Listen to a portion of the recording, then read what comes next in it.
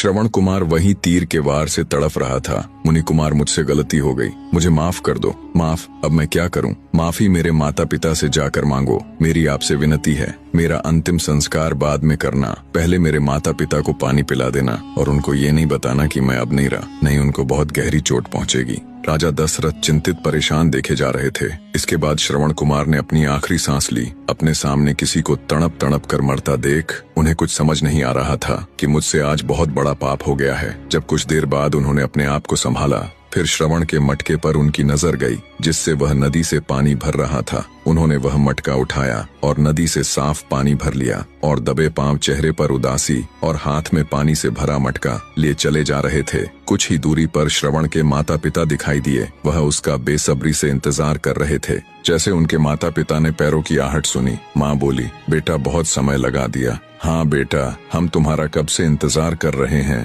राजा दशरथ दूर खड़े सब देख रहे थे कि पुत्र के माता पिता चल भी नहीं सकते और ना ही आंखों से देख सकते हैं। मैंने तो इन दो लोगों के सहारे को छीन लिया है। सोच सोच कर वह पश्चाताप के भाव से खड़े थे। बेटा अब दूर क्यों खड़े हो, हमें पानी पिलाओ, हमें जोर से प्यास लगी है। राजा दशरथ आगे बढ़े और उनके पास बैठ गए और पानी का मटका आगे किया। माँ बोली, बेटा पहले पिताजी को पिलाओ। दशरथ जी ने पिता की तरफ पानी बढ़ाया, लेकिन श्रवण के पिता ने जैसे हाथ स्पर्श किया। आप कौन हो और हमारा पुत्र कहाँ है? माता के चेहरे की मुस्कान चली गई। दशरथ जी शांत बैठे रहे। बताओ हमारा पुत्र कहाँ है? मुनीश्वर, आपने ठीक पहचाना, मैं आपका पुत्र नहीं हूँ। तो फिर आप कौन हो? बोलो हमारा पुत्र कहाँ है? मुनिवर, आप जल ग्रहण करें, उसी ने भेजा है। नहीं, हम जल नहीं ग्रहण करेंगे। हाँ बेटा जाओ, उसे हमारे पास लेकर आओ। उससे कहो कि तुम्हारे माता पिता प्यास से तड़प रहे हैं, उन्हें पानी पिला दो। जाओ बेटा जल्दी जाओ। नहीं माता, ये असंभव है, अब वो नहीं आ सकता। ये तुम क्या कह रहे हो? वह एक सच्चा पितृभक्त है, उसे कोई स्वर्ग भी दे